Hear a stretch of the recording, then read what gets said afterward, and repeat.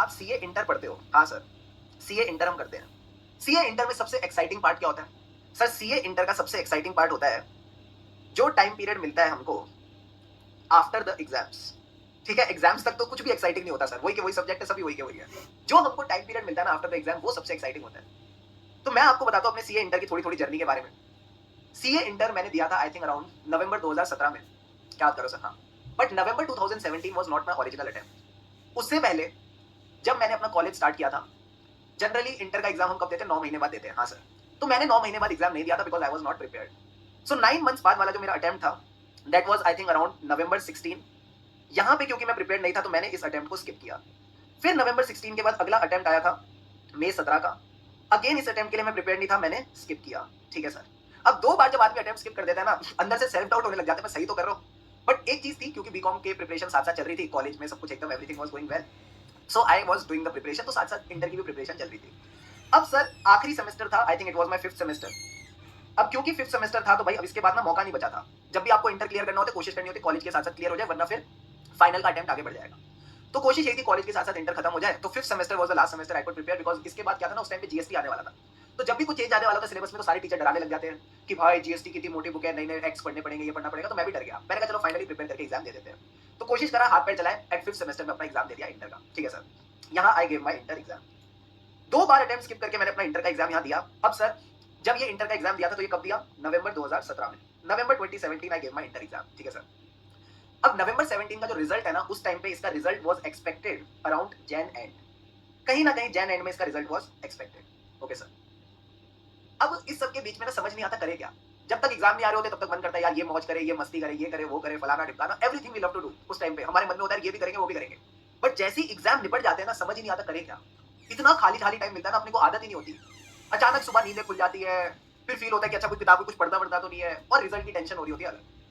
अब सर क्योंकि जैन एंड में रिजल्ट आने वाला था, तो मैंने सोचा कुछ टाइम पास वाला कुछ कर लेते हैं। तो रियलाइज किया कि ओरिएंटेशन कोर्स करते हैं, let's go for the orientation course. So जनवरी का टाइम था, एंड जनवरी में आईसीए ने लॉन्च किया था ओरिएंटेशन कोर्स, यही नोएडा में मैंने किया था। अब ओरिएंटेशन कोर्स कितने दिन का होता है सर? 15 दिन का होता है।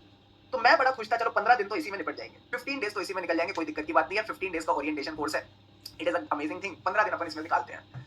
15 दिन का ओरिएंटेशन कोर्स स्टार्ट किया। अब आपको थोड़ा थोड़ा आइडिया होगा कि ओरिएंटेशन कोर्स किस चीज के लिए फेमस है। Soft skills training. मैंने कहा कोई सॉफ्ट स्किल ट्रेनिंग नहीं, ओरिएंटेशन कोर्स फेमस होता है कि भाई जो भी सीए स्टूडेंट है वो चाहता है कि भाई मैं अपनी पर्सनैलिटी को बढ़ाऊंगा, मैं अपनी पर्सनैलिटी को बढ़ाऊंगा। तो मैंने कहा मैं भी अपनी पर्सनैलिटी को बढ़ाऊंगा।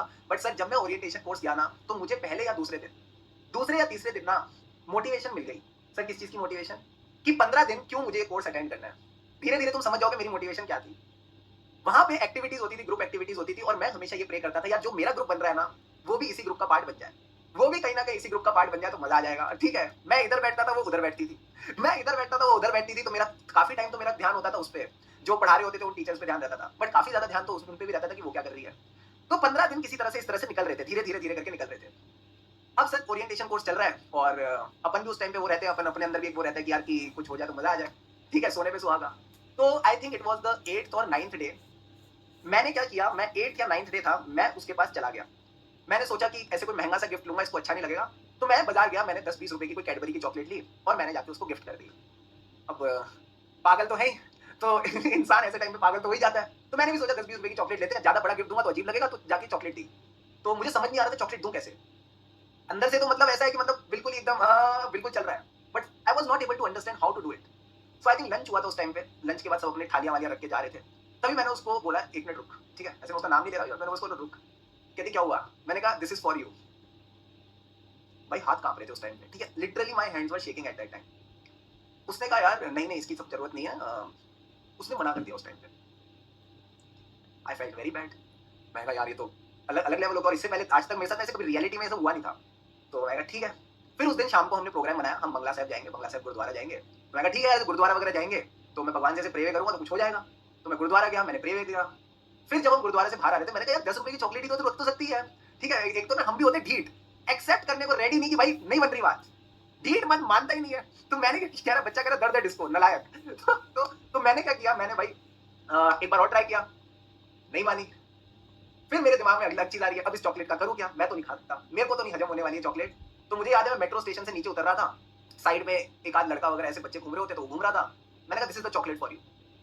बच्चे के चेहरे पे मुस्कान आ गई। मैंने कहा चलो ठीक है, सदुपयोग तो हो गया, चॉकलेट वेस्ट नहीं गई। अब सर जिस दिन ये सारा का सारा मामला हुआ, उसी दिन नोटिफिकेशन आती है आईसीआई की कि हम आपका इंटर का रिजल्ट देने वाले हैं। अब मेरे जैसा नालायक बच्चा 2 बार अटेम्प्ट स्किप कर चुका है बिना पढ़े, ठीक है। सीए की इंडस्ट्री में तो ये कहते हैं कि जो स्टूडेंट पढ़ाई नहीं करते वो स्किप करते हैं, वो नालायक होते हैं। तो मुझे अलग डर लग रहा है कि यार इतने 2 अटेम्प्ट स्किप करने के बाद पेपर दिया, होगा क्या? तो नोटिफिकेशन आती है आईसीआई की 2 दिन बाद हम रिजल्ट निकालेंगे एंड आई थिंक ओसी का लास्ट डे आ चुका था। जो हमारा ओरिएंटेशन कोर्स है उसका आई थिंक लास्ट डे आ चुका था और लास्ट डे पे खाना अच्छा मिलता है, थोड़ा वो प्रेजेंटेशंस वगैरह होते हैं, उसके बाद खाना पीना होता है। तो आईसीआई ने रिजल्ट निकाला लगभग 2 बजे, जब तक सब बच्चे ऑलमोस्ट खाना पीना कर करा के अपने अपने घर निकल चुके थे। मैं और मेरा दोस्त, मेरा एक अच्छा दोस्त बन गया था ओसी में, तो वो हम दोनों साथ खड़े थे। मैं, उसका नाम था शोभित। तो मैं और वो दोनों साथ में खाना खा रहे हैं, अचानक कोई बोलता है रिजल्ट आ गया, रिजल्ट आ गया। मैंने फटाफट अपना रिजल्ट चेक किया and by the gods grace I got AIR 29। देर आए दुरुस्त आए। अब सर जब भी इस तरह का मामला होता है तो जो ओरिएंटेशन कोर्स का व्हाट्सएप ग्रुप बना हुआ था, सबने डालने शुरू करे अपना result, group 1 clear, group 2 clear, both group clear. मैंने डाला AIR 29, सबके मस्त मस्त मैसेज आ रहे, congratulations congratulation congratulation. So I was happy कि भाई चलो ठीक है, एक जगह मामला खराब हुआ तो दूसरी जगह मामला सेट भी हो गया। भगवान के घर में देखो देर है अंधेर नहीं, ठीक है। तो कभी कभी ऐसे लाइफ में थोड़े सेटबैक्स लगते हैं तो अच्छा फील करना चाहिए कि भाई कोई बात नहीं, लो आ रहा है अब भी आएगा। सर लो आ रहा है तो अब क्यों आएगा? अरे भाई लाइफ ही यही है। जिस दिन ये सीधा हो गया मतलब सोचो आप टपक गए, मतलब उस दिन आप टपक गए, उस दिन लाइफ नहीं चलती।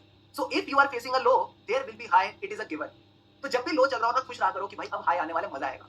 अब सर इसके बाद क्या हुआ? अभी तो कहानी शुरू हुई है, ये तो अभी तो बेसिक था।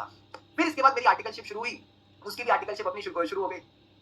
अब सर गेम क्या थी ना, जहां उसने अपनी आर्टिकलशिप कर रही थी वहां पे उसके साथ एक और लड़का आर्टिकलशिप कर रहा था, वो भी उसी में आता था उसके साथ। तो मैं उस लड़के के साथ टच में था।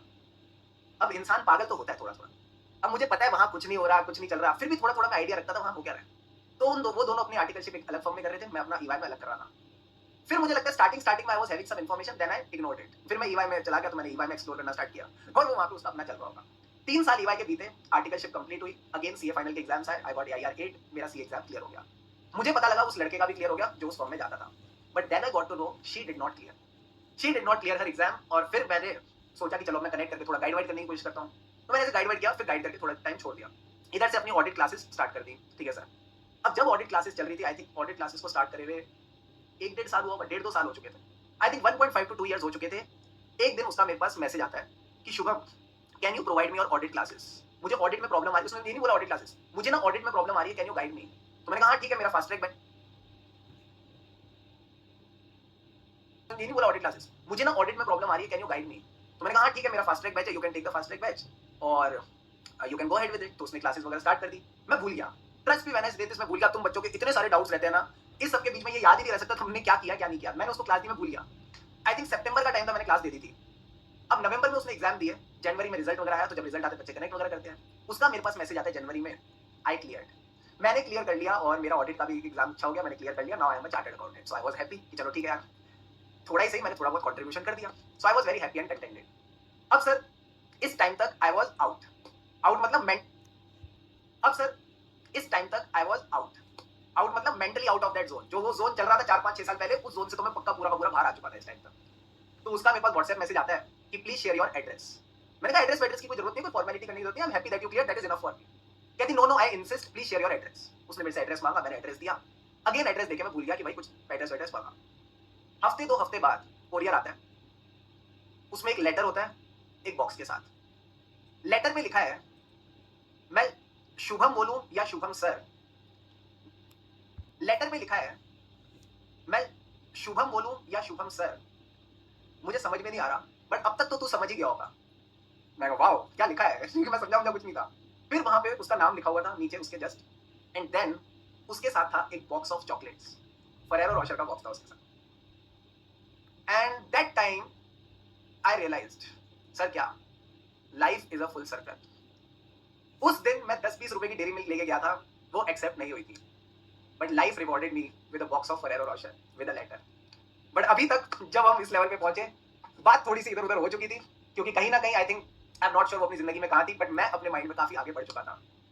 एंड जब ये सब चीजें हो जाती है तो इस टाइम पे बस एक ही चीज फील होती है कि भाई चुपचाप अपना काम करते चल। And that time I realised, sir क्या, life is a full circle. उस दिन मैं 10-20 रुपए की डेरी मिल्क लेके गया था, वो एक्सेप्ट नहीं हुई थी, but life rewarded me with a box of Ferrero Rocher with a letter.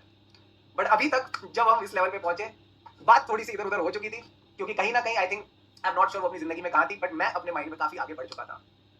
And जब ये सब चीजें हो जाती है तो इस टाइम पे बस एक ही चीज फील होती है कि भाई चुपचाप अपना काम करते चलो।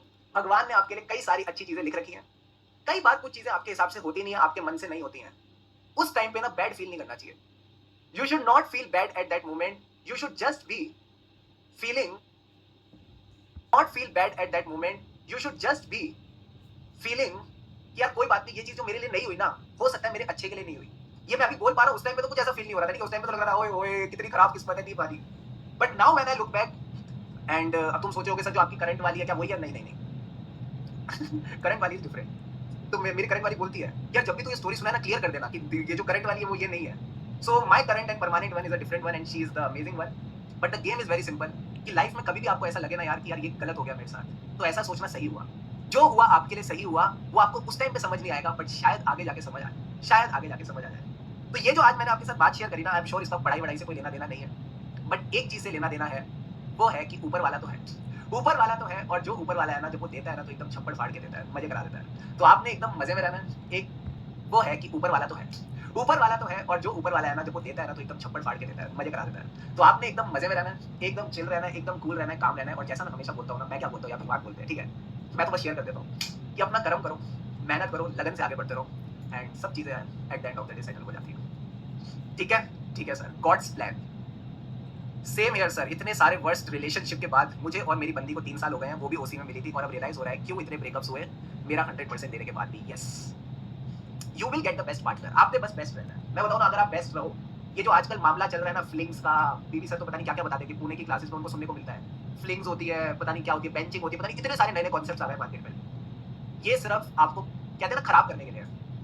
असली मजा तो सर लॉयल्टी में है। विराट कोहली को देख लो, विराट कोहली को देख लो, आरसीबी के साथ रॉयल रहा, आरसीबी जीत में है। विराट कोहली को देख लो, विराट कोहली को देख लो, आरसीबी के साथ रॉयल रहा, आरसीबी जीत गई। अनुष्का के साथ रॉयल रहा, he has the best relationship. So जो भी अच्छाई है, जो भी चीजें है ना, सारी चीजें तभी अच्छी मिलती है जब चीजें कंपाउंड होती है। So you need to have that patience with the right person, and if you show that patience with the right person ना, आई थिंक मैजिक हैपेंस। फिर मैजिक होता है, और वो मैजिक कोई करता नहीं है, ऊपर वाला अपने आप देखता रहता है, अपने आप सारी चीजें ठीक करता है। ठीक है, ठीक है sir. So thank you so much everyone, have